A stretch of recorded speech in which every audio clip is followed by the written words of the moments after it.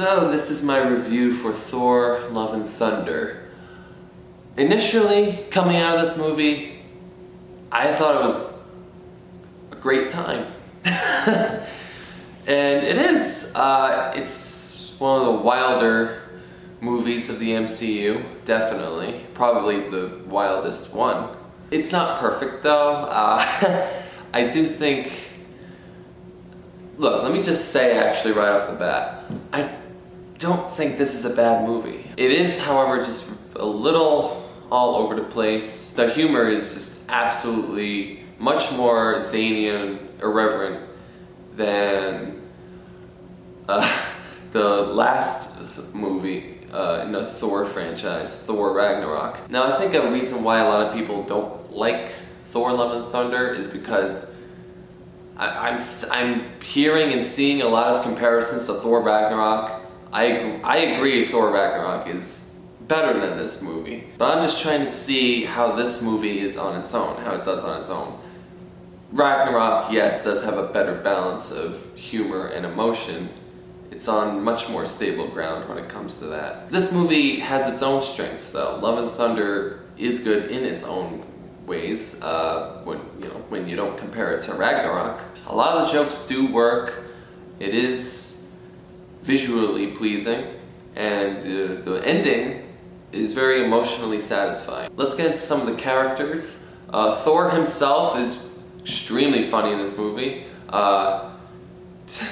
He does seem to be showing a lower level of intelligence in this movie, which is a little strange, but he is able to sell it when it comes to the heavier, emotional, sadder moments of the movie. Jane Foster as the mighty Thor was wonderful to see. It's nice that they brought her back for this movie. Her and Thor are pretty good together, although I think their romantic plotline could have been sold a little bit better if it weren't for the very fast pacing of this movie. This movie flies by really quickly, and I do feel it in the editing. There's a lot of... This movie is clearly like heavily chopped up in the editing. At least that's what I think, but I'll get into that later. The Guardians of the Galaxy. I expected them to not be in this movie for very long. They were in it a lot less than I thought they would. I was thinking more like the first 10 or 15 minutes. They were in this movie for even 6 minutes. I'm also glad, and this is a little bit of my Guardians of the Galaxy loving bias talking. Of all the stuff that people are complaining about this movie, think are negative aspects, I have not yet heard one bad word about the Guardians in this movie. Well, let me just actually say, I think Taika Waititi, with the little amount of Guardians stuff that he included in this movie, he did a good job at not drastically changing the Guardians in any way when it comes to the wild humor, or the wild and sometimes borderline immature kind of humor. That didn't really affect the Guardians that much during their screen time. A lot of that was really coming from Thor. Valkyrie's a badass. I think I really liked her in this movie. She was awesome. Tessa Thompson was, badass. That's really the only word I can think of. The goats, Tooth Grinder, Tooth Gnasher, were hilarious. I do think they're laughing. I know a lot of, again, I do know a lot of people didn't really take to the goats that much when it came to their wild, crazy screaming, but I thought they were funny and maybe used a little too much. I will have to agree with that. Christian Bale, easily the best performance in the movie, is Gore the God Butcher. He took his take on a Marvel villain to a whole nother level of creepy that we really haven't seen from any MCU villain. I don't think, really not that much. But it's a lot of fun to watch. Anytime he's on screen, you're watching him. He's such a good actor in general too.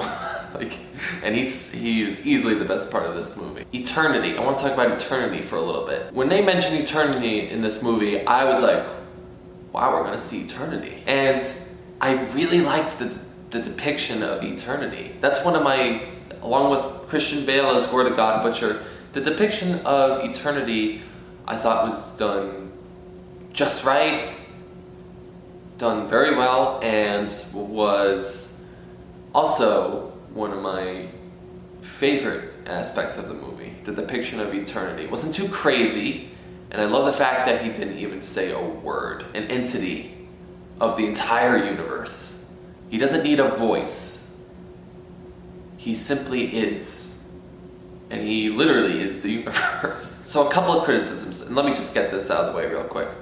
This first thing I want to say. I liked the inclusion of Axel, Heimdall's son, but at the same time, where the heck did he come from?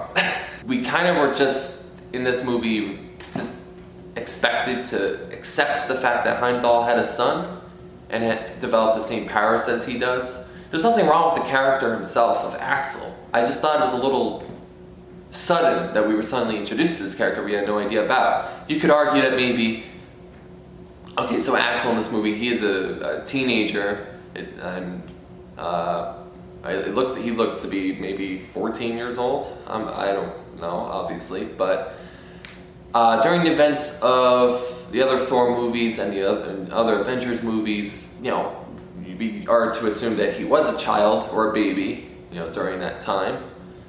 And so maybe it was irrelevant to bring him up during those movies until now, because now he's growing up and he has the powers of his dad. You know, yeah, that's just my logic, I guess, behind the sudden introduction of this character. Alright, now that I got that out of the way, let me talk about the quick editing. There's more than once in this movie we get a montage sequence, and it just goes. It just goes really quick. I didn't feel like I really had enough time to digest what was going on. I mean, the full introduction of this movie with introducing Gor's character was done very well. Very good pacing. But then after the Marvel Studios logo and fanfare, we're just getting all this stuff thrown at us really quickly. The humor I mentioned earlier, it did seem a little too much on the border of being immature, maybe. I mean, it did seem very childish at some points in this movie, but again, for the most part, I didn't really mind the humor being too crazy. I laughed several times throughout the movie, but I do agree it could have been toned down a little bit. So my verdict for this movie, while it can be a little exhausting between the editing and the intense level of wild humor that there is, it's still a good crowd-pleasing superhero fun time. I would not classify this movie as bad, just could have been a little better. Oh, and also there's talk of Taika probably doing a Thor 5 in the future. Taika Waititi, obviously, is who I'm talking about. I am for that. I would love to have another one. I mean, he's a perfect directing choice for the Thor movies, obviously, and his level of humor, just generally in his movies, is great. Just a little overdone in this one, I think. So with that, I'm gonna give this movie a 6 out of 10. I'll settle with that. I wanted to give it a 7 out of 10, but thinking back on this movie more and more each passing day, it does start to sink in that maybe, a lot of aspects of this movie, while some of them were great, the others were a little too much at some points. But hey, I am open to seeing Thor: Love and Thunder again in theaters, when and if the opportunity comes. Last thing I will say though, this is for the Marvel movies that we've been getting recently, and for some of them down the road. I would like to see longer runtimes. Multiverse of Madness and Love and Thunder were much shorter than we anticipated them to be. And there's a lot of stuff cut out of those movies. And also, the reason why we all love these movies, why they're so successful, is because they had a lot of heart to them. And so I feel like we're kind of Not too much, but just a little bit losing that. Compelling. We need them to keep being emotionally compelling. Black Panther Wakanda Forever is the next one up in Phase 4. I'm really looking forward to the sequel to Black Panther. Also, you got Guardians of the Galaxy Volume 3, which the Phase 4 movie I'm looking forward to the absolute most, obviously. I know James Gunn is absolutely going to sell that movie. And yeah, that's it. That's all I have to say about that. Anyway, that has been my review for Thor Love and Thunder, and I will see you at the next react.